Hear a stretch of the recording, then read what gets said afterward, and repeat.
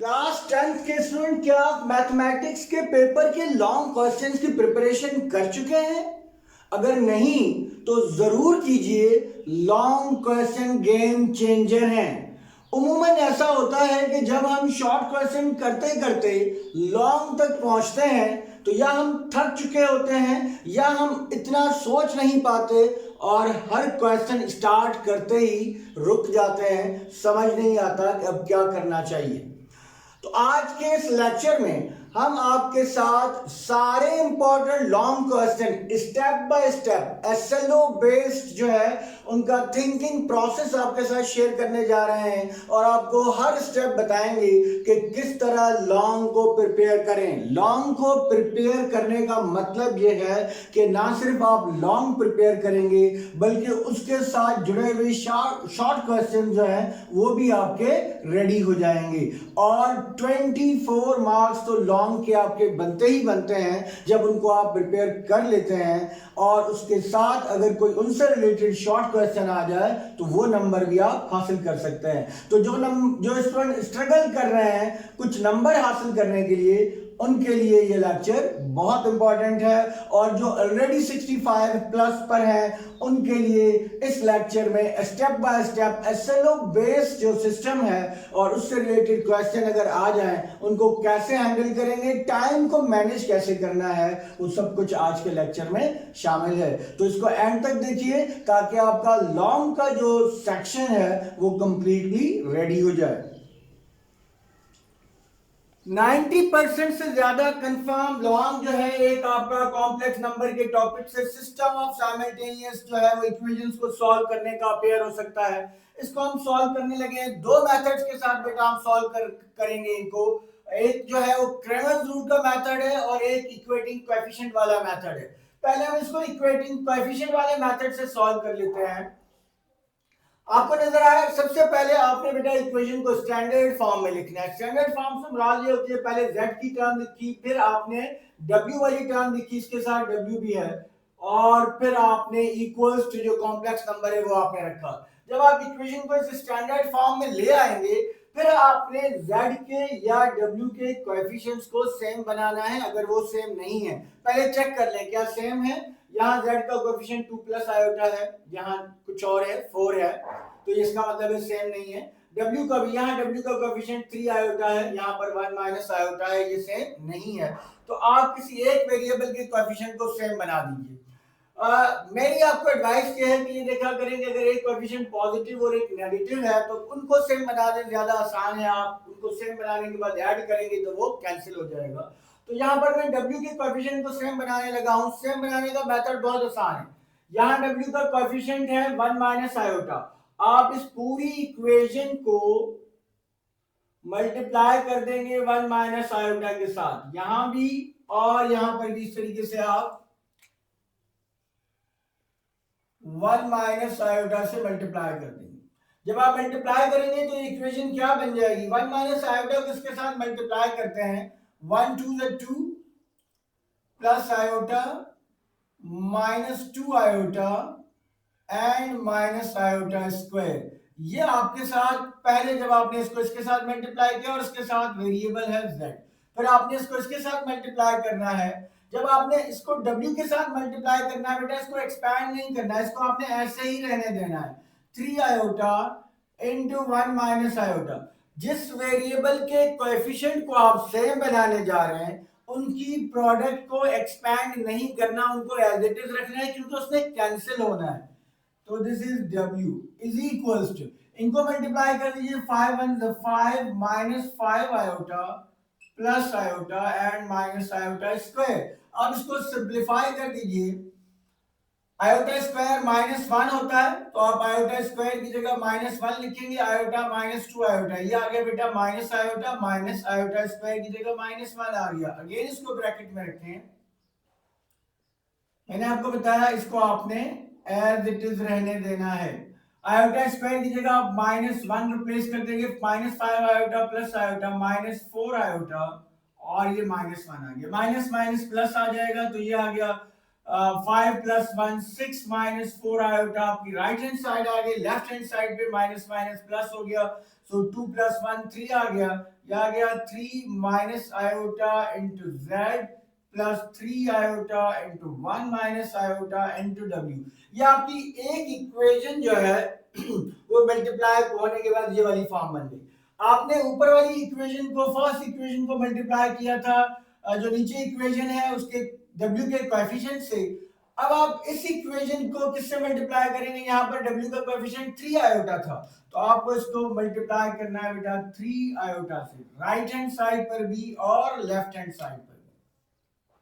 इसको यूं ब्रैकेट में रखेंगे, यहाँ 3 आयोटा लिखेंगे ताकि आपको क्लियर हो कि ये जो 3 आयोटा है दोनों टर्म्स के साथ मल्टीप्लाई होना है। कर दीजिए मल्टीप्लाई। जब आप इसको इसके साथ मल्टीप्लाई करेंगे तो ये आ जाएगा 12 iota, 12 iota Z plus minus minus, इसको जब इसके साथ मल्टीप्लाई करेंगे तो ये बेटा, इसको आपने, मैंने आपको बताया क्योंकि w को हमने एलिमिनेट करना है, इसको आपने एज इट इज रहने देना है, 3 iota into 1 minus iota and this is w, और ये आ जाएगा 9 आयोटा स्क्वायर। और आयोटा स्क्वायर चूंकि -1 के इक्वल होता है तो हम यहाँ पे उसकी जगह -1 लिखेंगे, तो ये हमारे पास दूसरी इक्वेशन भी बन गई डायरेक्टली। देखिए आयोटा स्क्वायर -1 होता है, -1 को 9 से मल्टीप्लाई करेंगे तो ये आपके पास -9 आ जाएगा। यहाँ आप अपना स्टेप जो है टाइम बचा सकते हैं, यहीं पे आप डायरेक्ट -9 लिख दीजिए। अब अगर आप देखें तो w के कोएफिशिएंट सेम बन गए हैं, एक पॉजिटिव है एक नेगेटिव है। जब आपके कोएफिशिएंट सेम बन जाए आप उन इक्वेशंस को ऐड कर दें। अगर कोएफिशिएंट के साइन अपोजिट हो, देखिए पॉजिटिव है नेगेटिव है, तो ऐड कर दीजिए। इसलिए मैंने आपको बताया था कि आप उस वेरिएबल के कोएफिशिएंट को सेम बनाएं जिसके साइन अपोजिट नहीं है। अगर साइन अपोजिट ना हो तो आप जो है वो ये भी कर सकते हैं, अगर आपके कोएफिशिएंट्स के जो कोएफिशिएंट है उनके साइन अपोजिट ना हो, सेम साइन हो, तो आप उनको यहाँ हमने ऐड किया है, आप सब्ट्रैक्ट करेंगे बेटा।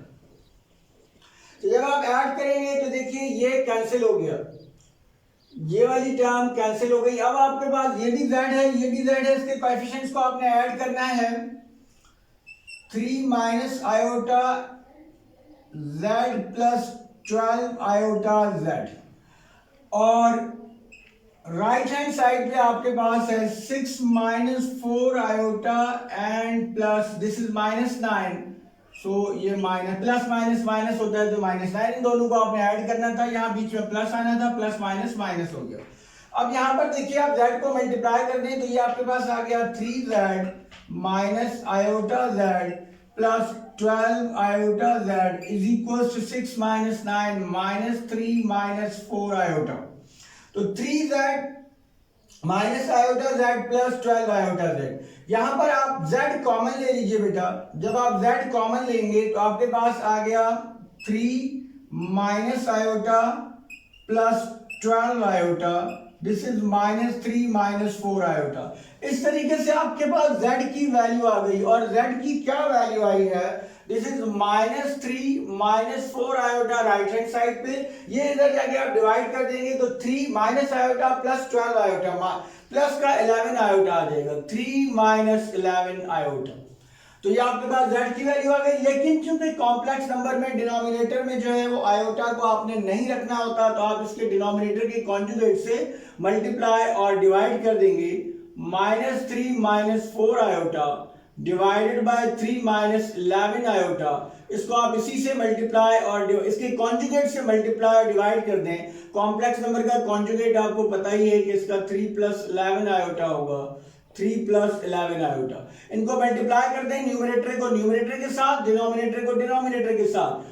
-3 को मल्टीप्लाई करेंगे 3 के साथ, -9 -3 को मल्टीप्लाई करेंगे 11 के साथ, -33 आयोटा, -4 आयोटा को मल्टीप्लाई करेंगे 3 के साथ, -12 आयोटा, और इसको इसके साथ मल्टीप्लाई करेंगे -44 आयोटा स्क्वायर। डिनोमिनेटर में बहुत आसान है, a माइनस बी और a प्लस बी का फॉर्मूला यूज कर लीजिए, a square minus b square.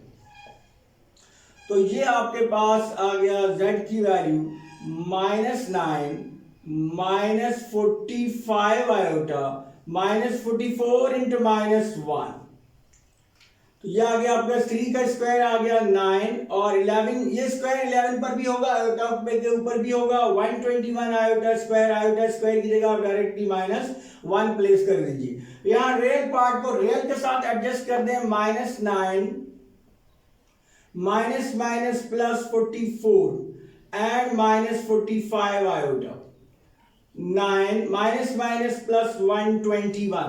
अब आप रियल और इमेजिनरी पार्ट्स को अलग अलग लिख लें तो z इज इक्वल्स टू 44 में से अगर आप 9 माइनस कर दीजिए तो 35 आपके पास आ गया, divided by 130 minus 45 divided by 130, 45 iota. अगर ये मजीद सिंप्लीफाई होता है तो आप इसको सिंप्लीफाई करेंगे और इससे इस तरीके से आपके पास z की वैल्यू आ जाएगी। ये 5 से कैंसिल हो सकता है तो इसको आप इसको भी 5 से कैंसिल कर दीजिए और इसको भी 5 से कैंसिल कर दीजिए।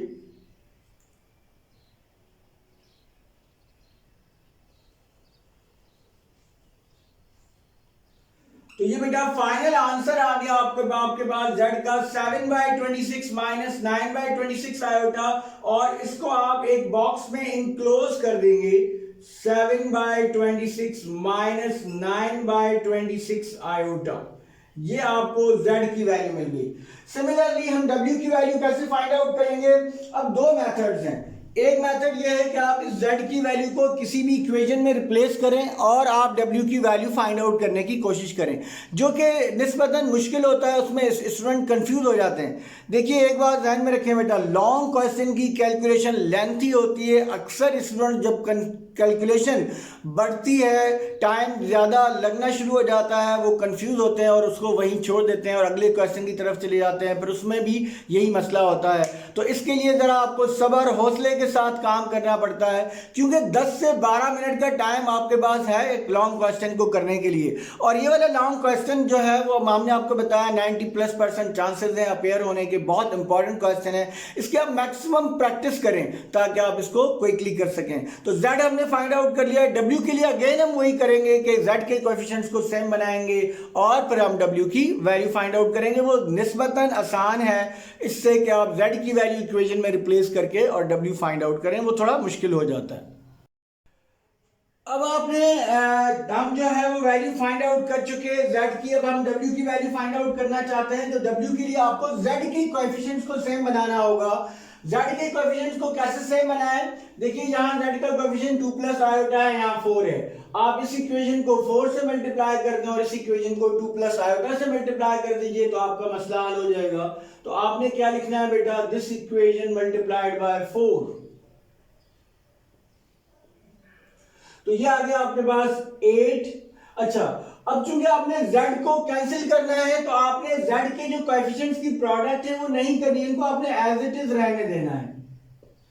इसको आपने मल्टीप्लाई करना है, plus 12 iota is equals to 20 plus 4 iota. ये आपकी एक इक्वेशन बन गई। सेकेंड इक्वेशन को आप z का कोएफिशिएंट यहाँ 2 प्लस आयोटा था तो आप इस इक्वेशन को मल्टीप्लाई करेंगे 2 प्लस आयोटा के साथ और यहाँ ब्रैकेट लगा के मल्टीप्लाई कीजिएगा ताकि आपको क्लियर हो कि आपने पूरी इक्वेशन को मल्टीप्लाई करना है। तो अभी हमने आपको बताया कि जब आप इनको मल्टीप्लाई करें तो क्योंकि आप z को कैंसिल करने जा रहे हैं तो ये प्रोडक्ट जरूरी नहीं है, इसको आपने एज इट इज रखना है। और इसको जब इसके साथ मल्टीप्लाई करेंगे माइनस, देखिए माइनस का साइन आपने बाहर रहने देना है, आपने उसको अभी नहीं मल्टीप्लाई करना, आपने सिर्फ इन ब्रैकेट्स को मल्टीप्लाई करना है। 2 को 1 के साथ 2, 2 को आयोटा के साथ -2 आयोटा, आयोटा को 1 के साथ प्लस आयोटा, आयोटा को माइनस आयोटा के साथ plus minus minus iota square. और ये आपके पास आ गया w। दिस इज इक्वल, इनको मल्टीप्लाई कीजिए 6 आयोटा प्लस 3 आयोटा स्क्वायर। तो आयोटा स्क्वायर की जो वैल्यू है वो आप रिप्लेस करते हैं -1 के इक्वल होता है तो ये आपके पास आ जाएगा, this implies that 4 2 plus iota into z, iota square -1 होता है बेटा, -2 iota plus iota minus iota, iota square की जगह -1 आ गया, दिस इज w 6 आयोटा और आयोटा स्क्वायर की जगह -1 आ गया। अब आपके पास क्या आ गया? अब ये इक्वेशन आपके पास सिंप्लीफाई होकर आ गई और इसका साइन है यहाँ माइनस माइनस प्लस 2 प्लस 1 3 आ गया और ये minus iota, so 3 minus iota into w and 6 iota -3। Real part पहले लिख लेते हैं, -3 प्लस 6 आयोटा। ये आपकी इक्वेशन सिंप्लीफाई हो गई। एक इक्वेशन ये है और एक इक्वेशन ये ऊपर वाली है, इसको इसी के साथ नीचे लिख दीजिए ताकि आपको इनको ऐड और सब्ट्रैक्ट करने में आसानी हो। ये इक्वेशन क्या है, +12 आयोटा, इसके साथ W भी है,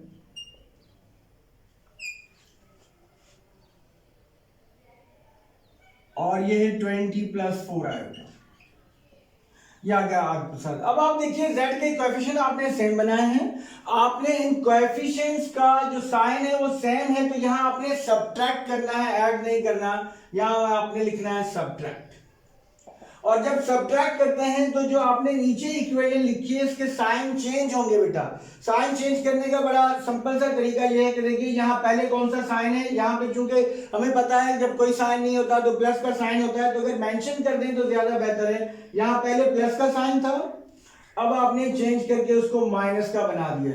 यहाँ पहले प्लस का साइन था, आपने चेंज करके माइनस का बना दिया।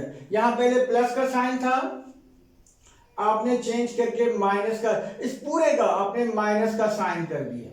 तो अब ये वाली टर्म जो है वो प्लस की है, ये वाली टर्म माइनस की है, तो ये डायरेक्टली कैंसिल हो गया। यहां पे आपने थोड़ी एहतियात करनी है। देखिए यहां क्या करेंगे, W ऊपर भी है, W नीचे भी, W को आप कॉमन ले लीजिए। जब आप W को कॉमन ले लें, बाकी जो कुछ बच गया है वो आप ब्रैकेट में लिख दीजिए। बाकी क्या बच गया है, ये है बेटा 3 माइनस आयोटा, इसके साथ ये माइनस साइन भी है, तो साइन भी मल्टीप्लाई करेंगे, minus plus -3 and plus iota. यहां पे क्या है आपके पास, ये साइन अब आपका माइनस है, -12 आयोटा। W आप कॉमन ले चुके हैं, पहले भी जो हमने किया था उसमें भी आप z अगर कॉमन रखें तो ज्यादा आसान होगा, एक स्टेप और आपका काम हो जाएगा। तो यहां पर क्या है, ऊपर है -3 + 6 आयोटा। यहां पर जो दो टर्म्स हैं इस माइनस साइन से मल्टीप्लाई होंगी, माइनस प्लस -20 एंड -4 आयोटा। ये आ गया आपके पास। So this is W,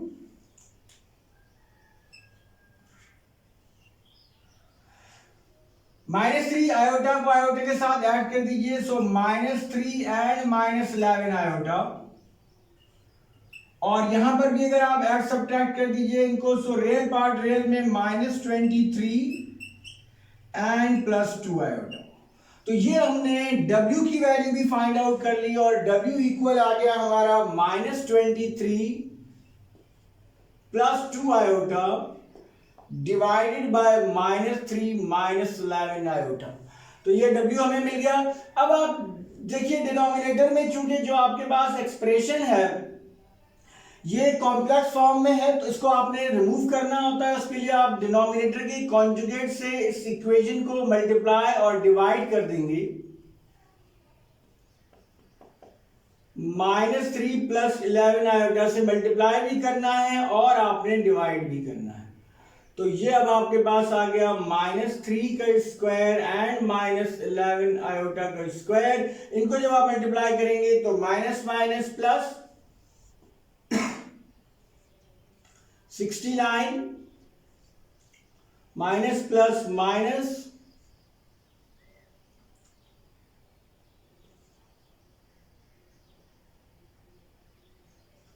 253 iota plus minus minus 6 iota and plus 22 iota square. तो अब इसको आप सिंप्लीफाई कर लीजिए, आयोटा स्क्वायर की जगह -1 प्लेस कर दें, तो 69 प्लस 22, रियल पार्ट रियल के साथ एडजस्ट करेंगे बेटा, और इनको जब आप ऐड करेंगे तो -259 आयोटा। डिनोमिनेटर में आपके पास -3 का स्क्वायर, नेगेटिव नंबर का स्क्वायर जो है, ये स्क्वायर इस नेगेटिव साइन को भी पॉजिटिव कर देता है, तो दिस इज 9 माइनस ये स्क्वायर जो है 11 के ऊपर भी है और 1 के ऊपर भी है, 11 का स्क्वायर होता है 121 और आयोटा स्क्वायर आ जाएगा -1। तो ये आपके पास आ गया 66 माइनस 22, तो दिस इज 7 एंड 4 47, और डिनोमिनेटर में आ जाएगा 130 minus plus 130 minus 259 divided by 130 iota. तो ये आपके पास W की वैल्यू आ गई और इस तरीके से हमने इस कॉम्प्लेक्स इक्वेशन को सॉल्व कर लिया। ये कॉम्प्लेक्स इक्वेशन जो है बहुत इंपॉर्टेंट पार्ट है, हम बार बार आपको बता रहे हैं, इसको सॉल्व करने में आपको 10 से 15 मिनट के दरमियान कोई भी टाइम लग सकता है। आपने उसका मैकेनिज्म समझना है बेटा, बहुत इंपॉर्टेंट क्वेश्चन है, सिंपल सा तरीका है। एक ये मेथड है इसको सॉल्व करने का, एक मेथड क्रेमर्स रूल भी है, उसमें भी टाइम लग जाता है, उसमें भी तकरीबन इतना ही टाइम लग जाता है क्रेमर्स रूल से। एक और क्वेश्चन, इस क्वेश्चन के बजाय एक और क्वेश्चन हम आपको पिक करके क्रेमर्स रूल से भी सॉल्व कर देते हैं, और वो क्वेश्चन थोड़ा सा हमने मुश्किल रखा है। मुश्किल मतलब उसकी कैलकुलेशन, उसकी वैल्यूज थोड़ी बड़ी रखी हैं, ताकि अगर कोई ऐसा क्वेश्चन आ जाए तो आप उसमें घबराएं ना, और उसको आप बड़े तहम्मुल के साथ, सुकून के साथ, कॉन्फिडेंस के साथ सॉल्व करें। तो आपको दूसरा मेथड भी बताया है, आप चाहें तो प्रैक्टिस के लिए इस क्वेश्चन को क्रेमर्स रूल से, और जो हमने क्रेमर्स रूल से किया है उस क्वेश्चन को आप जो है वो इक्वेटिंग कोएफिशिएंट वाले मेथड से करके तो अपनी ये वाली प्रिपरेशन हर लिहाज से कंप्लीट कर सकते हैं।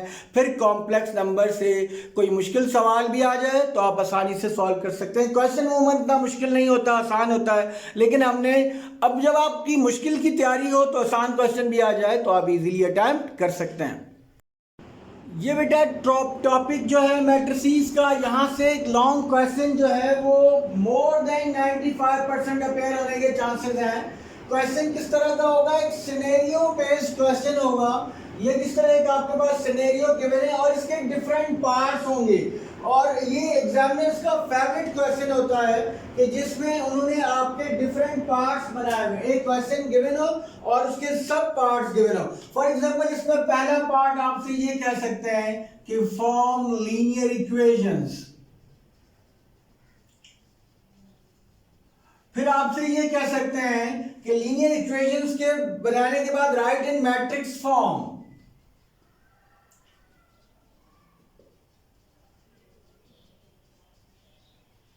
फिर आपसे कहा जा सकता है कि सॉल्व, और सॉल्व करने के लिए दो मेथड्स हैं, वो दोनों में से कोई एक मेथड दे सकते हैं, मेथड का नाम लिख सकते हैं सॉल्व बाय क्रेमर्स रूल।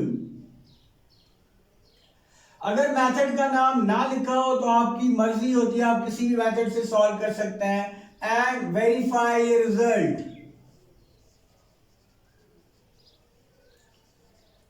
ठीक है। तो इस तरह के सब पार्ट्स आ सकते हैं। बहुत इंपॉर्टेंट क्वेश्चन है, इसमें अक्सर मसला स्टूडेंट को कहां आता है कि इस सिनेरियो की इक्वेशंस कैसे बनानी है। इक्वेशंस बनाने में स्टूडेंट जो है वो प्रॉब्लम फेस करते हैं कि इक्वेशंस को कैसे डील करें। तो बहुत आसान है, अगर आप थोड़ा सा गौर करें, इसको बड़े पुरसुकून होकर फोकस के साथ पढ़ें तो आप इक्वेशन इजीली बना सकते हैं, चाहे कोई भी सिनेरियो आपके पास गिवन हो। जैसे यहाँ पे देखिए, एक स्टूडेंट है, उन्होंने 5 बुक्स खरीदी हैं, 7 नोटबुक्स खरीदी हैं और 1040 रुपीज की खरीदी हैं।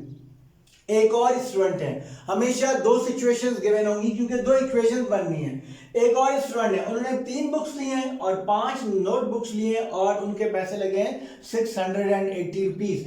सवाल यह है कि हर बुक और नोटबुक की प्राइस क्या होगी। जो चीज आपको फाइंड आउट करनी है आप यहां पे उसको अज्यूम कर लीजिए। आप लिखेंगे लेट प्राइस ऑफ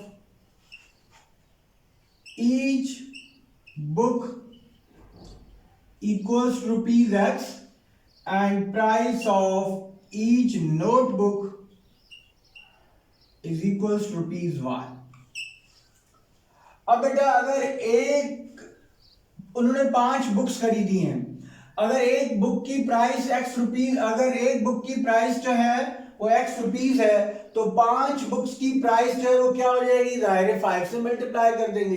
अगर 2 बुक्स की प्राइस पूछी जाए तो आप 2 से बुक की प्राइस को मल्टीप्लाई कर देंगे, 2x हो जाएगी। तो अगर एक बुक की प्राइस 5 रुपए है तो x बुक की जो अगर एक बुक की प्राइस x रुपीज है तो 5 बुक्स की प्राइस कितनी हो जाएगी, 5x।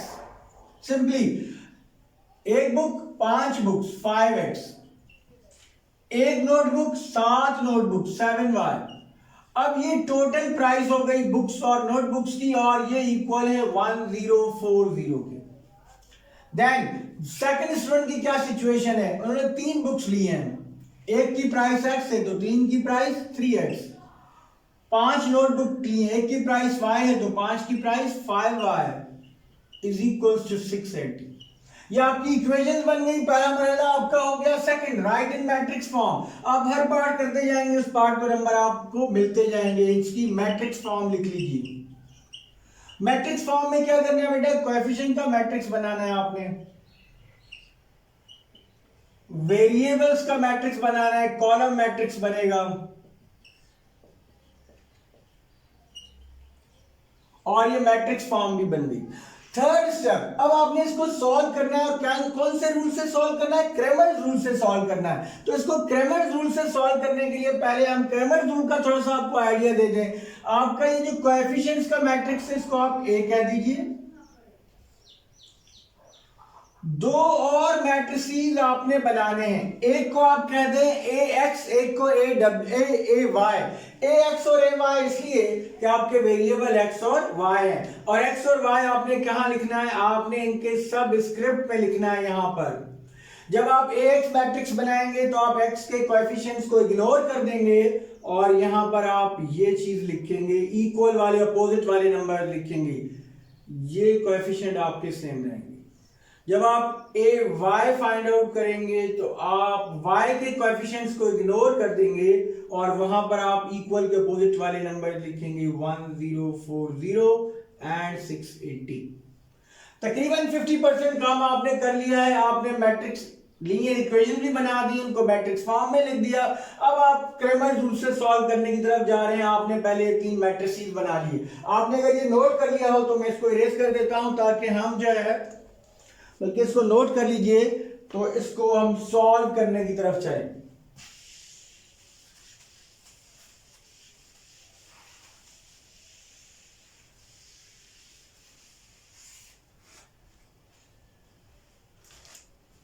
इसको सॉल्व कैसे करेंगे आप? आपने जो 3 मैट्रिसेस बनाया बेटा, सब आपने इनके डिटरमिनेंट्स फाइंड आउट करने हैं। जब डिटरमिनेंट फाइंड आउट करने लगे तो पहले डिटरमिनेंट का सिंबल जरूर लगाया करें। ये हमने डिटरमिनेंट का सिंबल लगा दिया, और पहले हम कोएफिशिएंट्स के मैट्रिक्स का सिंबल फाइंड आउट करेंगे। जब हम कोएफिशिएंट के मैट्रिक्स का डिटरमिनेंट फाइंड आउट कर लेंगे तो वहां से हमें एक और बात भी पता चलेगी, वो भी आपको बताने लगे हैं। डिटरमिनेंट कैसे फाइंड आउट करते हैं?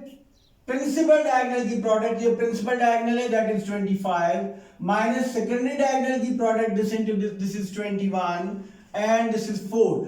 अगर ये 0 आ जाए तो सॉल्यूशन एग्जिस्ट नहीं करता। ध्यान में रखिएगा, डिटरमिनेंट ऑफ कोएफिशिएंट मैट्रिक्स का 0 आ जाए तो सॉल्यूशन एग्जिस्ट नहीं करता, इसलिए पहले ये फाइंड आउट करना चाहिए। फिर आप ax का डिटरमिनेंट फाइंड आउट कर लीजिए। 1040 680 एंड 7 एंड 5। बेटा इनको मल्टीप्लाई कर दीजिए आप।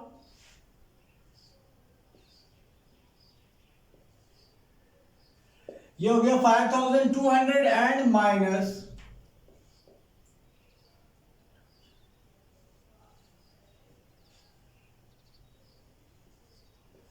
4760। इसको माइनस कर दीजिए 52004760, तो दिस इज 440 आ गया आपके पास। ये आपने ax का डिटरमिनेंट फाइंड आउट कर लिया, दैट इज 440। देन आप ay का डिटरमिनेंट फाइंड आउट करेंगे। ay हमारे पास है 531040 प्रिंसिपल डायगोनल की प्रोडक्ट 3400 माइनस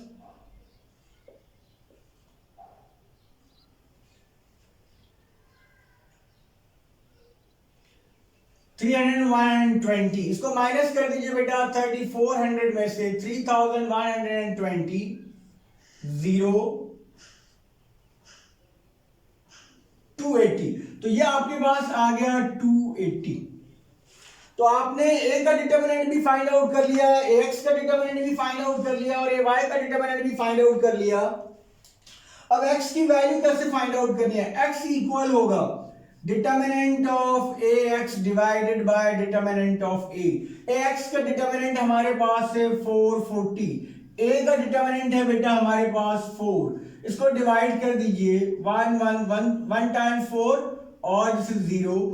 सो 110 रुपीज जो है वो प्राइस है आपकी, आपने एक्स को बुक की प्राइस को कहा था। देन वाई की वैल्यू फाइंड आउट कर लीजिए। y है आपके पास, y का फार्मूला होगा determinant of A y divide by determinant of A. Formula पहले जरूर लिखिए, इसकी वैल्यू है 280 डिवाइडेड बाय 4, इसको डिवाइड कर दीजिए 70, तो ये आ गया 70 रुपीज। इसका मतलब यह है प्राइस ऑफ, जो क्वेश्चन का जिस अंदाज में क्वेश्चन पूछा जाता है उसी अंदाज में हमें आंसर करना चाहिए। उन्होंने price of book and notebook पूछी थी, तो आप जवाब भी इसी तरह दीजिए। अक्सर बच्चे लिख देते हैं सॉल्यूशन सेट। बेटा यहाँ पर आपको इक्वेशंस को सॉल्व करने के लिए नहीं दिया गया था, एक वर्ड प्रॉब्लम था, वर्डिंग थी उसकी, वर्डिंग में जवाब पूछा गया, वर्डिंग में ही जवाब देंगे। Price of a book ₹110, unit जरूर लिखा करें जहां पर आपका बनता हो। Price of a notebook ₹70। एक और पार्ट कहा गया था कि इसको चेक भी करना है। चेक कैसे करना है? जो आपकी इक्वेशन बनी थी, आप उस इक्वेशन में ये वैल्यू रिप्लेस कर देंगे। जैसे ये हमारे पास इक्वेशन है, ठीक है। चेक के लिए 5x + 7y, आप यहां पे लिखेंगे चेक,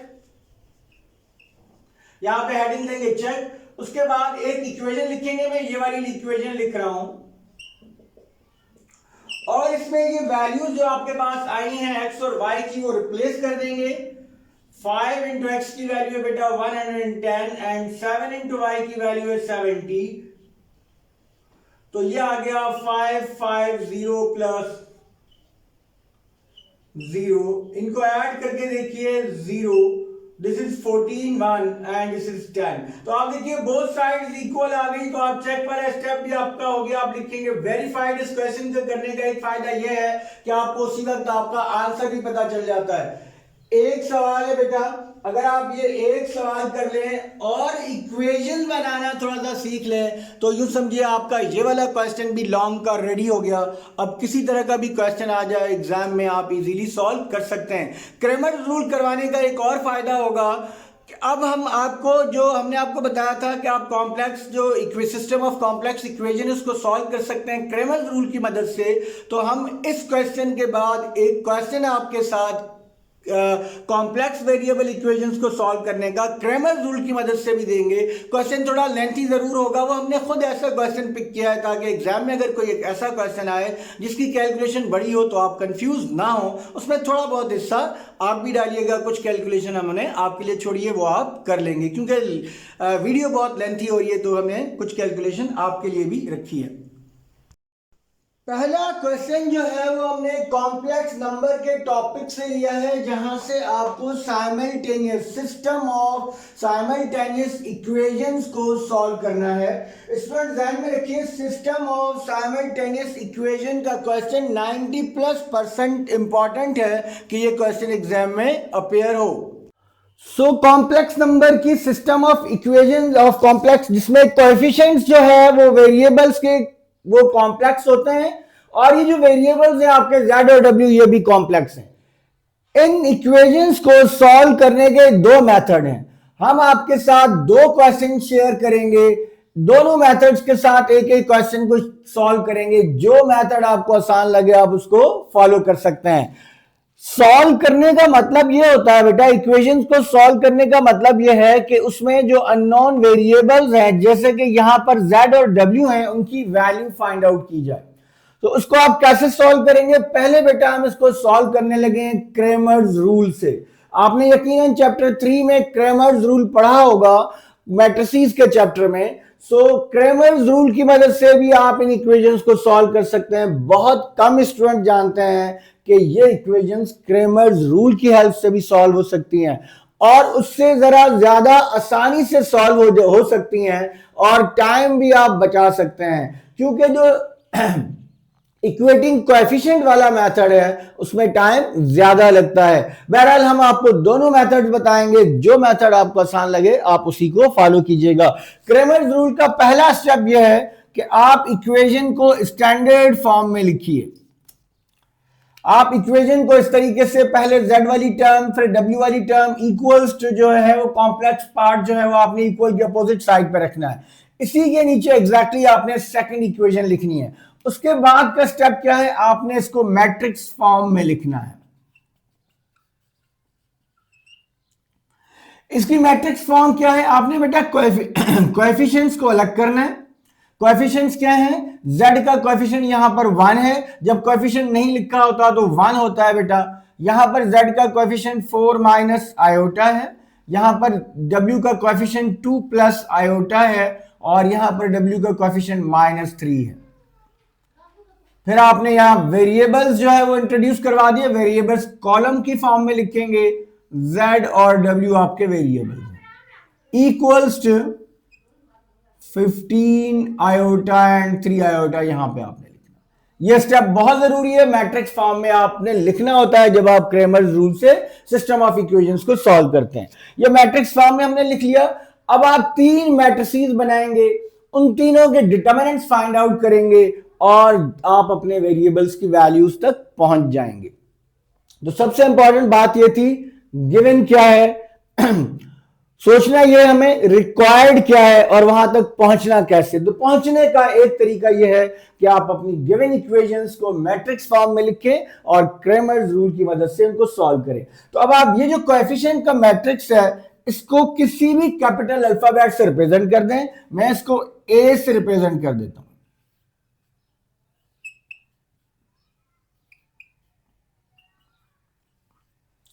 दूसरा मैट्रिक्स आपने कौन सा बनाना है, ए, और यहां सब स्क्रिप्ट में बेटा, सब स्क्रिप्ट का मतलब यह होता है यहां ए के साथ नीचे यहां आपने डब्ल्यू लिखना है। ए डब्ल्यू आपका दूसरा मैट्रिक्स है। ए डब्ल्यू में आपने क्या करना है कि जो डब्ल्यू है इसके कोएफिशिएंट्स नहीं लिखने, बल्कि ए डब्ल्यू में आपने क्या करना है, जो डब्ल्यू है ये डब्ल्यू के कोएफिशिएंट्स आपने नहीं लिखने, जेड के कोएफिशिएंट्स लिखने हैं और इक्वल वाले नंबर लिखने हैं। जेड के कोएफिशिएंट्स हैं 1, 4 minus iota, 15 iota and 3 iota. फिर एक और मैट्रिक्स आपने बनाना है ए जेड। एक बात और आपको बताता चलूं कि हमेशा डब्ल्यू और जेड ही नहीं बनाना, जो वेरिएबल्स आपके होंगे, यहां पर जेड और डब्ल्यू है इसलिए हम डब्ल्यू और जेड जो है एक एक सब स्क्रिप्ट में लिख रहे हैं। अगर आपके वेरिएबल्स कुछ और होंगे तो आप वो लिखेंगे, लेकिन मोस्ट प्रोबेबली जो है वो आपके वेरिएबल्स जो है वो कंटेंट में डब्ल्यू और जेड ही हैं तो आपके वही आएंगे। लेकिन अगर कोई और भी आ जाए तो आप वो लिखेंगे। ए जेड का जब आप मैट्रिक्स बनाएंगे तो आपने क्या करना है, अब आपने जेड के कोएफिशिएंट्स नहीं लिखने, बल्कि यहां जेड की जगह पे ये इक्वल वाले जो आपके कॉम्प्लेक्स नंबर्स हैं वो लिखने हैं। That is 15 iota, 3 iota, 2 plus iota, -3। ये आपने 3 मैट्रिसेस बना लेने हैं। पहला स्टेप क्या था, हमने इक्वेशन को स्टैंडर्ड फॉर्म में लिखा, z के नीचे z, w के नीचे w, और जो कॉम्प्लेक्स पार्ट था उसको हमने इक्वल के अपोजिट साइड पे कर दिया। फिर हमने उनकी मैट्रिक्स फॉर्म बनाई। फिर हमने जो कोएफिशिएंट का मैट्रिक्स का उसको a कहा और 2 और मैट्रिक्स बनाए, aw और az। aw जो मैट्रिक्स बनाया उसमें हमने w के कोएफिशिएंट नहीं लिखे, w की जगह पे हमने z वाले जो इक्वल के अपोजिट साइड वाले नंबर्स थे, कॉम्प्लेक्स नंबर, वो लिखे। इसी तरह हमने az का जो है मैट्रिक्स बनाया जिसमें हमने z के कोएफिशिएंट्स नहीं लिखे। अब आपका काम 50% तकरीबन हो चुका है। बाकी क्या रह गया है, अब आप इन तीनों मैट्रिसेस का डिटरमिनेंट फाइंड आउट करेंगे। आई होप कि डिटरमिनेंट आपको आता होगा, अगर नहीं तो अभी हम आपको सिखाने लगे हैं कि how you can find the determinant of all the 3 matrices. पहले हम ए का डिटरमिनेंट फाइंड आउट करते हैं। डिटरमिनेंट फाइंड आउट करने के लिए पहले आप मैट्रिक्स को डिटरमिनेंट की फॉर्म में लिखेंगे। एक बात ध्यान में रखिए, अगर आपने फुल मार्क्स हासिल करने हैं तो आप जो स्टेप्स हैं उनको करेक्टली करेंगे तभी आप फुल मार्क्स हासिल कर सकते हैं। जब डिटर्मिनेंट फाइंड आउट करने लगे पहले डिटर्मिनेंट की फॉर्म में लिखना चाहिए। मैट्रिक्स का सिंबल बेटा ये होता है, डिटर्मिनेंट ये स्ट्रेट लाइंस होती हैं, इनका फर्क होता है। तो जब डिटर्मिनेंट फाइंड आउट करें तो डिटर्मिनेंट का सिंबल होना चाहिए। अब आप क्या करेंगे, आपने मल्टीप्लाई, अब इसका आपने फाइंड आउट करना है डिटर्मिनेंट, तो उसके लिए क्या करते हैं, प्रिंसिपल डायगोनल के एलिमेंट्स को मल्टीप्लाई करते हैं। ये बेटा प्रिंसिपल डायगोनल के एलिमेंट्स कहलाते हैं। 1 into -3 gives you -3। इन दोनों को आपने मल्टीप्लाई किया, फिर आप ये सेकेंडरी डायगोनल के एलिमेंट्स को मल्टीप्लाई करेंगे माइनस, इनकी मल्टीप्लीकेशन लेंथी होगी इसलिए पहले आप यहाँ पे लिख लें इनको और अगले स्टेप में इनको मल्टीप्लाई कर दीजिए। तो बेटा आप इनको मल्टीप्लाई कीजिए। -3 यहाँ पे आपने मिस्टेक नहीं करनी, इस माइनस को अभी यहीं रहने दीजिए, आप पहले ब्रैकेट्स को मल्टीप्लाई कर लें। इस 4 को आप इस पूरे ब्रैकेट से मल्टीप्लाई करेंगे, पहले 4 को 2 से मल्टीप्लाई कर दें, 4 2 8, फिर 4 को आयोटा से मल्टीप्लाई कर दें +4 आयोटा, फिर माइनस आयोटा को 2 से मल्टीप्लाई कर दें -2 आयोटा, फिर माइनस आयोटा को आयोटा से मल्टीप्लाई कर दीजिए माइनस आयोटा स्क्वायर। और आपको पता है कि आयोटा स्क्वायर -1 के इक्वल होता है, इसलिए आप आयोटा स्क्वायर की जगह -1 रिप्लेस करेंगे और इसको एक्सपैंड कर देंगे। -3 minus plus -8 4 iota -2 iota, 2 iota बचता है और प्लस का 2 आयोटा और इस माइनस साइन से मल्टीप्लाई करेंगे तो वो माइनस का 2 आयोटा हो जाएगा। माइनस माइनस प्लस और ये आ गया आयोटा स्क्वायर। आयोटा स्क्वायर की जगह हम -1 रिप्लेस कर देते हैं, ये हो गया बेटा माइनस माइनस प्लस और ये है आयोटा स्क्वायर, तो आयोटा स्क्वायर की जगह -1 आ गया। हमने डायरेक्टली यहां मल्टीप्लाई भी कर दिया, आयोटा स्क्वायर की जगह -1 भी रिप्लेस कर दिया।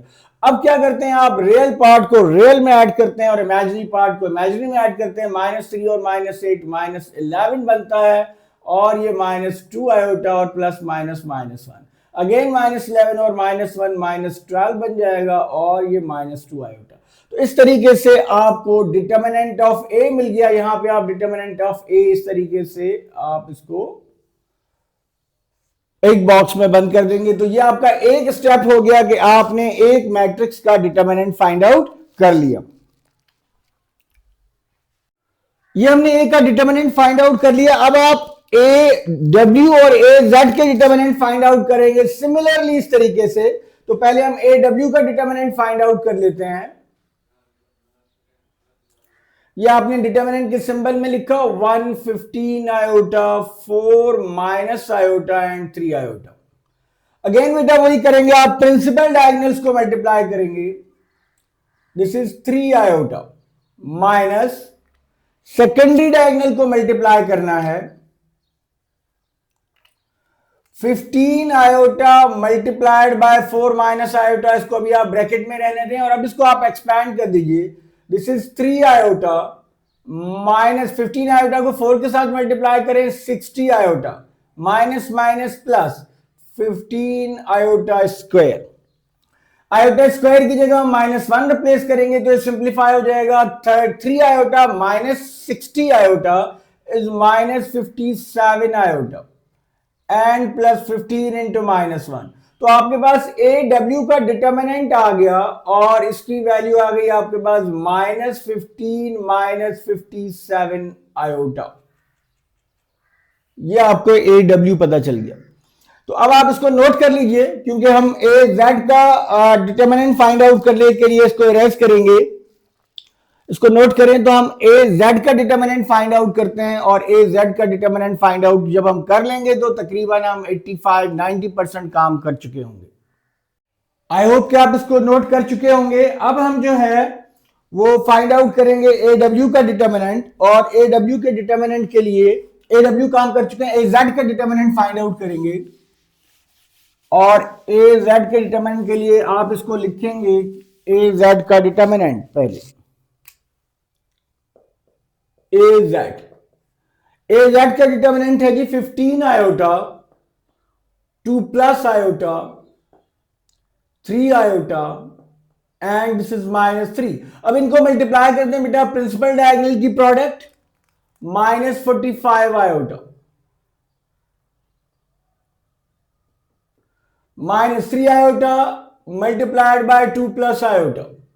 दिस इज -45 आयोटा इनको मल्टीप्लाई करें, minus plus minus 3 to the 6 iota, minus plus minus 3, iota को आयोटा से मल्टीप्लाई करेंगे, आयोटा स्क्वायर, आयोटा स्क्वायर -1 के इक्वल होता है, ये मेंशन भी कर दें तो ज्यादा बेहतर होता है। तो ये दोनों ऐड कर दें, -51 iota and -3 into iota square की जगह बेटा -1 आ गया। So minus minus plus, so 3 -51 iota, this is a Z का डिटर्मिनेंट आ गया। जब आपके पास ए जेड का डिटर्मिनेंट आ गया, ए डब्ल्यू का डिटर्मिनेंट आ गया, अब आपको तकरीबन जेड और डब्ल्यू की वैल्यू मिल चुकी है। अब डब्ल्यू, नाउ डब्ल्यू जो है वो क्या होगा और जेड क्या होगा? जेड बेटा इक्वल होगा determinant of A Z divided by determinant of A. Determinant of A Z जो है अभी आपने फाइंड आउट किया है वो है 3 -51 आयोटा। डिटर्मिनेंट ऑफ ए हम ऑलरेडी फाइंड आउट कर चुके थे, that is -12 iota -2, -12 and -2 iota. ये आपको z की वैल्यू मिल गई। लेकिन यहां पे एक प्रॉब्लम है कि जो z है वो जो आपने फाइंड आउट किया उसमें डिनोमिनेटर में अभी भी कॉम्प्लेक्स पार्ट मौजूद है। कॉम्प्लेक्स नंबर्स का ये रूल है कि डिनोमिनेटर में आयोटा नहीं होना चाहिए, उसको आपको मजीद सिंप्लीफाई करना चाहिए। तो अगर आप यहां तक करेंगे, अगर उस क्वेश्चन के 8 नंबर हैं तो एग्जामिनर हो सकता है आपको 6 नंबर दे दे, 5 नंबर दे दे, क्योंकि आपने z और w की वैल्यू को कंप्लीट फॉर्म में लिखना है। तो उसके लिए आपने कॉम्प्लेक्स नंबर क्लास 9th में पढ़े हुए हैं, आपको पता होगा, अगर नहीं तो हम आपको बता देते हैं कि इसको सिंप्लीफाई करने का मेथड ये होता है कि आप इसको डिनोमिनेटर के कॉन्जुगेट से मल्टीप्लाई और डिवाइड करते हैं। कॉम्प्लेक्स नंबर का कॉन्जुगेट क्या होता है? रियल पार्ट बेटा एज इट इज लिखना है, चाहे नेगेटिव है चाहे पॉजिटिव है, जो भी हो एज इट इज लिखना है, और जो इमेजिनरी पार्ट है उसका साइन चेंज कर देना है। अगर माइनस है तो प्लस, अगर प्लस है तो माइनस कर देना। इस वाले एक्सप्रेशन से, इसको कहते हैं conjugate of a complex number, आपने इसको मल्टीप्लाई भी करना है और डिवाइड भी करना है। या आपने मल्टीप्लाई कर दिया और या आपने डिवाइड कर दिया। अब इसको जरा आप सिंप्लीफाई कीजिए।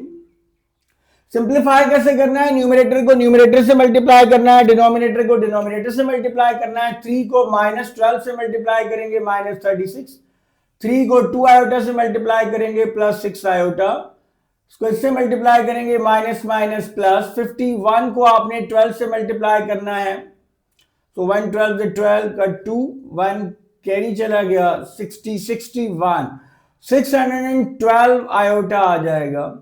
और इनको मल्टीप्लाई करेंगे माइनस प्लस, -51 को 2 के साथ मल्टीप्लाई करेंगे, ये हो गया 102, और आयोटा को आयोटा से मल्टीप्लाई किया तो ये आ गया बेटा आयोटा स्क्वायर। डिनोमिनेटर की प्रोडक्ट बहुत आसान है, देखिए ये -12 -2 आयोटा -12 +2 आयोटा, हम फार्मूला लगा देंगे a माइनस बी और a प्लस बी का। a की वैल्यू -12 है उसका स्क्वायर, माइनस b की वैल्यू 2 आयोटा है उसका स्क्वायर। जब इसको आपने सिंप्लीफाई किया तो आपके पास आ गया -36, 6 iota 612 iota plus 618 iota, -102 iota square की जगह आपने -1 लिख दिया। -12 का स्क्वायर, नेगेटिव नंबर का स्क्वायर हमेशा पॉजिटिव होता है, तो 144 -2, ये स्क्वायर 2 पर भी है आयोटा के ऊपर भी है, 2 का स्क्वायर आ गया 4 और आयोटा स्क्वायर -1 होता है। तो ये आपके पास z की वैल्यू ऑलमोस्ट कंप्लीट हो गई। और इसको आप अरेंज करके लिख दीजिए, रियल पार्ट को रियल में ऐड कर दीजिए, इमेजिनरी पार्ट को इमेजिनरी के साथ ऐड कर दीजिए, वो हम कर चुके हैं पहले ही। -36 minus minus plus, so minus minus plus 102 और ये -36, तो इसको आप लिख लें पहले 102 -36 एंड प्लस आयोटा 618 आयोटा, ये हम सॉल्व कर चुके हैं। माइनस माइनस प्लस, तो ये 144 + 4, तो ये बेटा आपको z की वैल्यू मिल गई, दैट इज 102 में से अगर आप 36 माइनस कर दीजिए, 102 - 36 जो है 12 - 6 6 30 9 तो 6 आ गया आपके पास। 66 आपके पास जो है वो आ गया। 66 जो है ये रियल पार्ट है और इमेजिनरी पार्ट है 618 आयोटा एंड डिवाइडेड बाय 148। आप चाहें तो इसको फर्दर सिंप्लीफाई कर सकते हैं, इसको आप इस तरह लिखिए 66/148 प्लस 618/148 एंड आयोटा। तो ये आपके पास z की वैल्यू आ गई। एक काम आप कर लीजिएगा, मेरे पास स्पेस नहीं रही, आपने जस्ट इनको मजीद कैंसिल कर देना है। ये 2 से कैंसिल हो रहा है, ये भी कैंसिल हो रहा है, तो आपके पास z की वैल्यू आ जाएगी। तो देखिए ये मेथड एक क्रैमर्स रूल का, इसकी मदद से आपने z फाइंड आउट कर लिया। सिमिलरली हम w भी फाइंड आउट करेंगे, आप इसको नोट कर लीजिए। तो हम w भी फाइंड आउट करने लगे हैं। सिमिलरली W क्या होगा? W होगा बेटा determinant of A W divided by determinant of A. इसको आप सिंप्लीफाई करेंगे तो आपको W की वैल्यू मिल जाएगी। डिटर्मिनेंट ऑफ ए W का डिटर्मिनेंट जो है वो हमने फाइंड आउट किया था, वो था -15 -57 आयोटा, -15 -57 आयोटा डिवाइडेड बाय ए का डिटर्मिनेंट अभी हमने फाइंड आउट किया, that is -12 -2 iota, -12 -2 iota. Again इसको W की वैल्यू को कंप्लीट करने के लिए आप यही करेंगे कि डिनोमिनेटर के कॉन्जुगेट से मल्टीप्लाई और डिवाइड करेंगे, तो आपको W की वैल्यू भी एग्जैक्टली मिल जाएगी। बिल्कुल एग्जैक्टली सेम प्रोसीजर है, उसको आप फॉलो करेंगे तो आप W की वैल्यू तक पहुंच जाएंगे। तो this is a method through which you can solve complex variable equation, system of simultaneous complex variable equation. तो इसको अगर हम मल्टीप्लाई करें, -12 + 2 आयोटा, -12 + 2 आयोटा, न्यूमरेटर से मल्टीप्लाई करेंगे बेटा, minus minus plus 15 12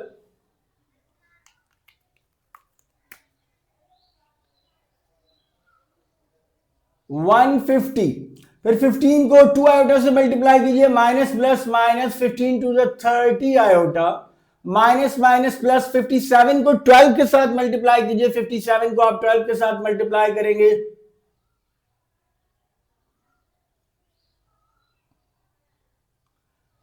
68 iota, and minus plus minus 257 of 14 and 114 iota को iota से मल्टीप्लाई करेंगे, आयोटा स्क्वायर डिनोमिनेटर में ऑलरेडी मल्टीप्लाई कर चुके हैं, ये एग्जैक्टली सेम आएगा। a माइनस बी और a प्लस बी जो है वो आप अप्लाई करेंगे तो ये आपके पास आ गया 148। तो ये आपके हमारे पास जो है वो W की वैल्यू, Z की वैल्यू जो है वो बल्कि W Z हम फाइंड आउट कर चुके हैं, W की वैल्यू आपके पास आ गई, दैट इज 150। आयोटा स्क्वायर -1 होता है, रियल पार्ट को आप रियल के साथ एडजस्ट करेंगे, 114 आयोटा स्क्वायर की जगह -1 लिख दिया, 648 में से 30 अगर आप माइनस कर दीजिए तो ये आ गया 4 5 654 आयोटा, और ये प्लस का होगा, ये बेटा आ गया, और ये 148, इनको ऐड कर दीजिए, 150 में 148 आप ऐड करेंगे, माइनस माइनस प्लस हो गया, तो ये 4 6 and 2 264, इसका रियल पार्ट अलग लिख दे बेटा और इमेजिनरी पार्ट अलग लिख दीजिए, फिर 654 by 148 आयोटा, और ये आपके पास W की वैल्यू आ गई। इसको आप मजीद भी सिंप्लीफाई कर सकते हैं, 2 के साथ कैंसिल कर दीजिए। वीडियो चूंकि लेंथी हो रही है तो हम ये आपके लिए छोड़ देते हैं कि आप इनको मजीद सिंप्लीफाई कर सकते हैं। तो ये एक मेथड है जिससे आपने कॉम्प्लेक्स इक्वेशंस को सॉल्व किया।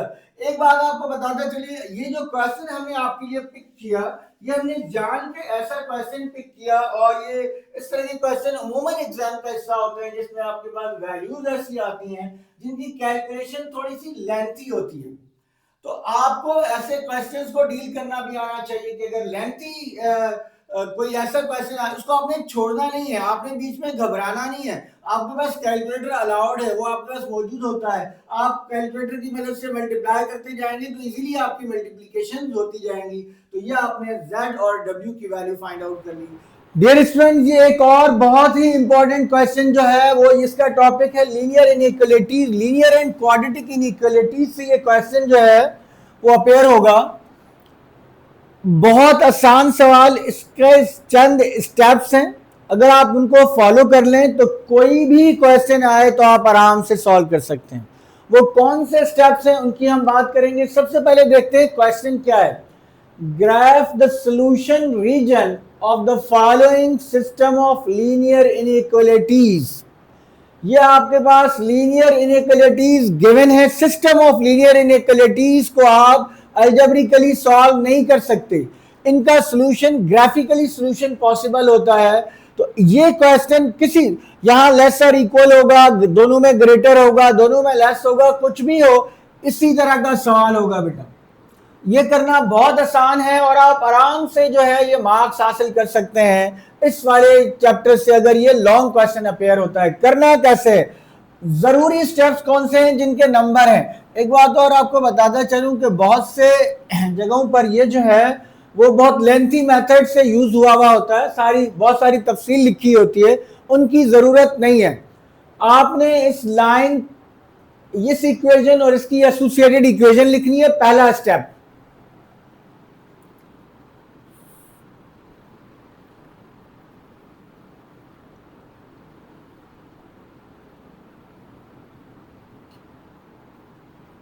आपके पास जो ये क्वालिटीज है, सबसे पहले उनकी एसोसिएटेड इक्वेशन लिखें। एसोसिएटेड इक्वेशन में क्या करते हैं, यहां ग्रेटर हो, ग्रेटर और इक्वल हो, लेस हो या लेस और इक्वल हो, या जस्ट लेस हो, आपने उसको इक्वल में कन्वर्ट कर देना है। ये आपकी इक्वेशन 1 हो गई बेटा और ये इक्वेशन 2 हो गई, पहला स्टेप। दूसरा स्टेप, आपने ये एक्चुअली स्ट्रेट लाइन की इक्वेशन है, लीनियर इक्वेशन हमेशा स्ट्रेट लाइन बनाती है, ये भी स्ट्रेट लाइन की इक्वेशन है। आपने इन दोनों लाइनों का ग्राफ बनाना है। एक लाइन को ड्रॉ करने के लिए आपको 2 पॉइंट्स की जरूरत होती है। अगर एक लाइन के 2 पॉइंट्स आपको मिल जाएं तो आप आराम से जो है उस लाइन को ड्रॉ कर सकते हैं। तो आप इस लाइन को ड्रॉ करने के लिए 2 पॉइंट्स फाइंड आउट करें, और वो 2 बेहतर पॉइंट्स कौन से होते हैं। एक आप क्या करें कि इसमें x की जगह 0 पुट कर दें,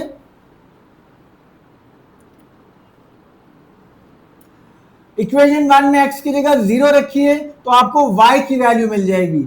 इसको हम y इंटरसेप्ट भी कहते हैं। तो आप y इंटरसेप्ट लिखिए, इस तरह लिखें, एक ही बात है। तो put x equals to 0 in equation 1, 2 into 0 plus y is equals to 4, ये हो गया 0, तो y की वैल्यू 4 आ गई। बहुत जरूरी स्टेप क्या है, आप इस पॉइंट को आइडेंटिफाई करेंगे बेटा। आपने पॉइंट को कोई नाम दिया, पहले हमेशा x कोऑर्डिनेट की वैल्यू आपने 0 पिक की थी, y कोऑर्डिनेट की वैल्यू आपके पास 4 आ गई। जिस तरह आपने x 0 पुट किया था, फिर आप पुट करेंगे y equals to 0 in equation 1। जब आप y की जगह 0 रखेंगे तो इसको सॉल्व करके देखिए, 2x plus 0 equals to 4,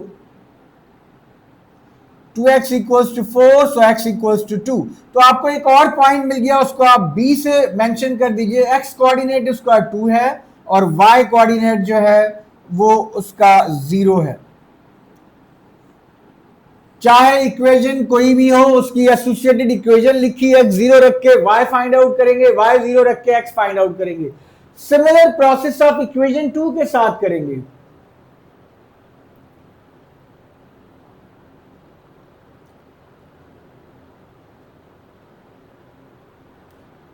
zero minus y equals to 4, y minus y equals 4, so y is equals to -4। इस पॉइंट को भी कोई आप नेमिंग कर दीजिए आपकी आसानी के लिए, पहले x कोऑर्डिनेट फिर y कोऑर्डिनेट 0 -4, फिर y 0 पुट कीजिए। जब आप y की जगह 0 रखेंगे तो 4, तो आपको x की वैल्यू मिल गई, और इस पॉइंट को भी आप कोई नेमिंग कर दीजिए, दैट इज 4 0। तो ये ऑलमोस्ट आपका 50% काम हो गया। सबसे पहला स्टेप, एसोसिएटेड इक्वेशन लिखी, फिर दोनों इक्वेशन में x 0 और y 0 रख के वैल्यूज फाइंड आउट की, हमें 2 पॉइंट्स मिल गए इक्वेशन 1 के, 2 पॉइंट्स मिल गए इक्वेशन 2 के। ये आपका 50% काम हो गया। अब आपने असल में सॉल्यूशन रीजन फाइंड आउट करने का मतलब होता है आपके पास एक कॉमन रीजन आएगा इन दोनों इक्वेशंस का, अगर आया उसको आपने शेड करना है। उसके लिए आपने ये डिसाइड करना है कि रीजन जो है वो लाइन के किस साइड वाला होगा। 2 रीजन, जब भी आप एक ऐसी लाइन ड्रॉ करें जो ओरिजिन से ना पास करती हो, तो उसके 2 रीजन होते हैं, एक टुवर्ड्स ओरिजिन होता है, एक अवे फ्रॉम ओरिजिन होता है। वो जब हम ग्राफ बनाएंगे तो आपको बताएंगे कि इसका क्या मतलब है। और अगर लाइन जो है वो ओरिजिन से पास कर रही हो तो उसका भी आपको बताएंगे कि उस सिचुएशन में आप क्या करेंगे।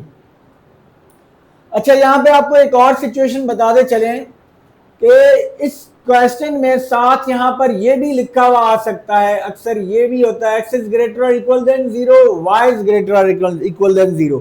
तो आपने इसमें बिल्कुल कंफ्यूज नहीं होना, क्योंकि जब हम ग्राफ बनाएंगे तो आपको बताएंगे कि जब ये लिखा हो तो फिर इसका क्या मतलब होता है कि आपने कौन सा रीजन जो है वो शेड करना है, क्या सारा करना है या एक मखसूस रीजन है उसको शेड करना है। अगला स्टेप है आप करेंगे टेस्ट पॉइंट रिप्लेस करेंगे इसमें,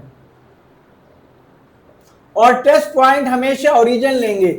अगर कोई ऐसी इक्वेशन है जिसमें x की टर्म भी है y की टर्म भी है और एक कांस्टेंट नंबर भी है, तो उसके लिए टेस्ट पॉइंट हमेशा ओरिजिन पिक करना है आपने। और अगर x की टर्म हो और y हो और कांस्टेंट टर्म ना हो तो फिर आपने टेस्ट पॉइंट ओरिजिन नहीं लेना, बल्कि कोई भी एक रैंडम पॉइंट पिक करके आप उस इक्वेशन में रिप्लेस करके उसको चेक कर सकते हैं।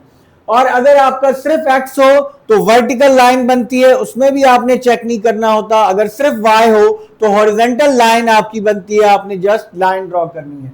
तो टेस्ट पॉइंट आप 0 0 इस पहली वाली इन इक्वेशन में रिप्लेस करें।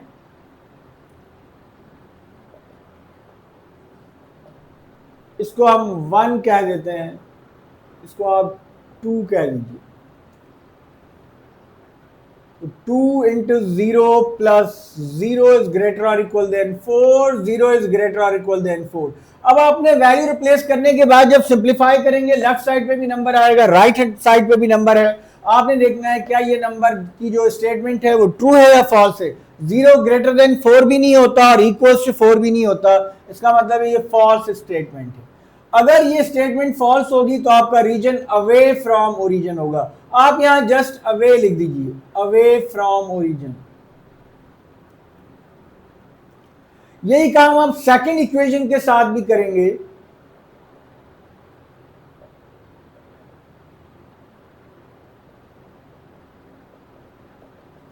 इसको 2 सेकंड इक्वेशन में रिप्लेस कर लीजिए ओरिजिन को। 0 माइनस 0 इज लेस और इक्वल देन 4, 0 इज लेस और इक्वल देन 4।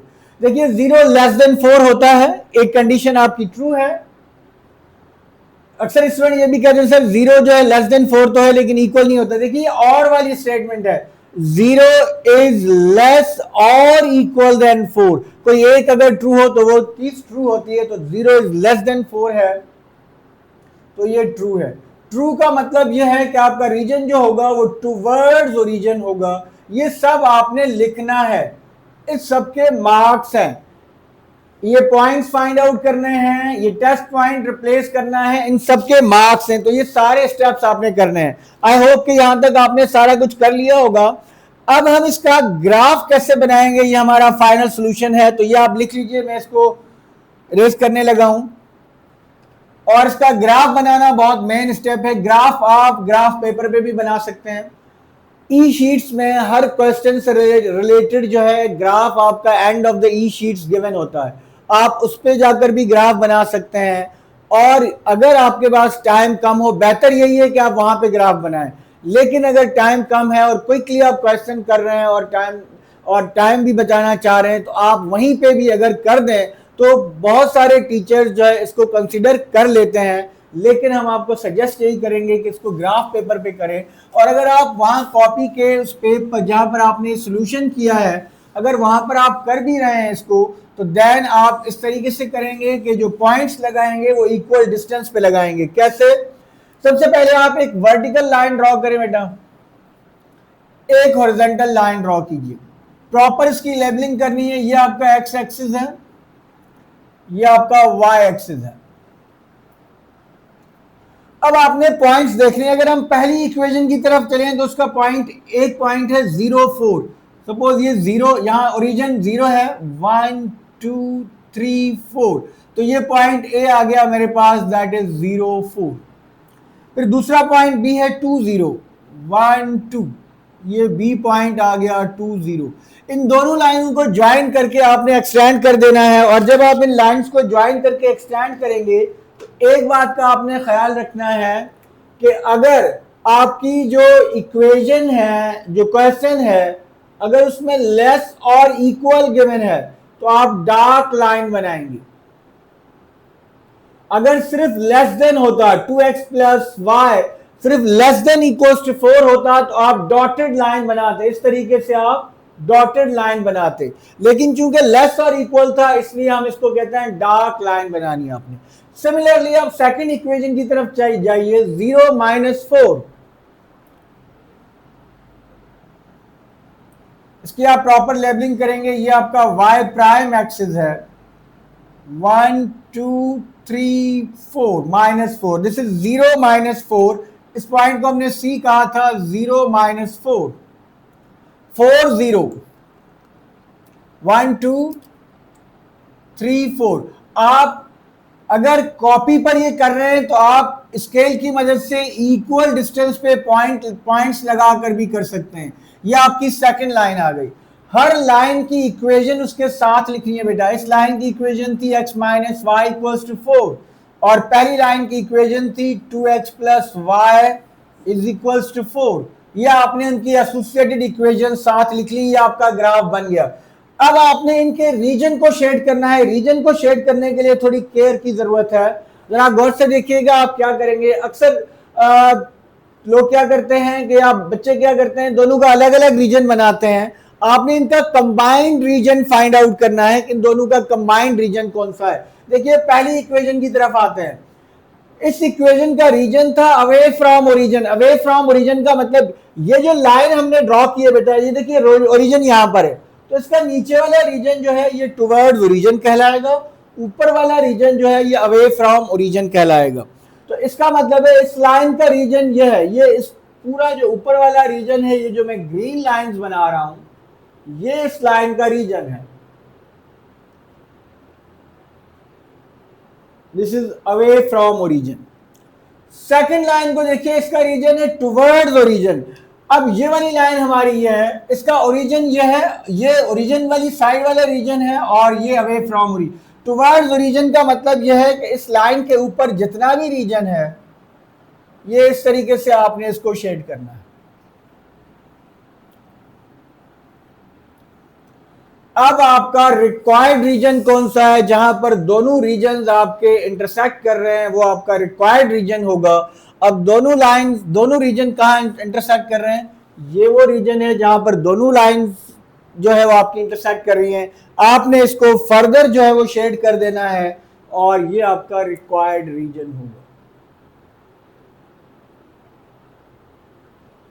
इस तरह से आपने इसको शेड कर दिया तो ये आपका रिक्वायर्ड रीजन आ गया। तो दिस इज द सॉल्यूशन। आप यहां नीचे स्टेटमेंट लिख देंगे, the required region is shaded, तो ये आपका क्वेश्चन सॉल्व हो गया।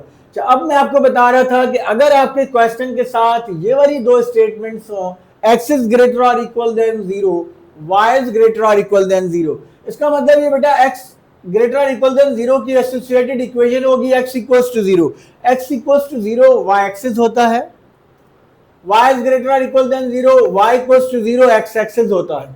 तो अगर ये गिवन हो तो ऑलरेडी ये दो आप तो ये तो ड्रॉ करने ही करने होते हैं जब आप ग्राफ बनाते हैं। और जब ये गिवन हो तो फिर आपने सिर्फ फर्स्ट क्वाड्रेंट के रीजन को शेड करना होता है। अगर आपका रीजन किसी और क्वाड्रेंट में आ भी रहा है, सेकंड, थर्ड या फोर्थ में, उसको आपने शेड नहीं करना, सिर्फ फर्स्ट क्वाड्रेंट के रीजन को आप शेड करते हैं और उसको हम फिजिबल रीजन कहते हैं। ठीक है, तो अगर ये चीज शामिल हो तो आपने इसको फॉलो करना है, अदरवाइज ये आपका कंप्लीट हो जाएगा। तो इस तरीके से ये सवाल आपका अगर लॉन्ग में आता है, कोई भी क्वेश्चन हो तो आप इजीली उसको अटेम्प्ट कर सकते हैं। अगर आज के लेक्चर के क्वेश्चंस बच्चे आपको समझ आ गए हैं तो एक बात ध्यान में रखिए, मैथमेटिक्स देखने से नहीं आता, मैथमेटिक्स करने से आता है। आप इनके सिमिलर क्वेश्चंस अपनी बुक में से या आपके जो एग्जाम्स के पेपर वगैरह हुए होंगे वहां से इससे रिलेटेड क्वेश्चंस लें, उनको सॉल्व करें, उनकी तैयारी करें। लॉन्ग क्वेश्चन अक्सर जो है वो स्टूडेंट वहां पे स्टक हो जाते हैं, वो नहीं करते इस वजह से कि वो समझते हैं कैलकुलेशन बहुत मुश्किल है। अगर असल में आप अगर प्रैक्टिस करें सेंस के साथ सही तरीके से और विद इन टाइम उसको मैनेज करके आप पहले से प्रैक्टिस करें तो फिर एग्जाम में आप कंफ्यूज नहीं होंगे। तो आप इनकी प्रैक्टिस करें कंसिस्टेंसी के साथ, इनको जो क्वेश्चन आपको करवाए हैं उनको सही से करें और सबसे इंपॉर्टेंट बात, अपने ऊपर बिलीव रखें। जब आपको अपने ऊपर बिलीव होगा कि आप ये कर सकते हैं तो देन आप कर लेते हैं वो काम। तो नेक्स्ट लेक्चर में हम आपके साथ एक और लॉन्ग क्वेश्चंस की वीडियो हम आपके साथ शेयर करेंगे, लेकिन उससे पहले एक और इम्पॉर्टेंट वीडियो जो कि बहुत ही इम्पॉर्टेंट है, इम्पॉर्टेंट कंटेंट है आपके सेक्शन का, उसकी वीडियो आपके साथ शेयर करेंगे। टिल देन अल्लाह हाफिज।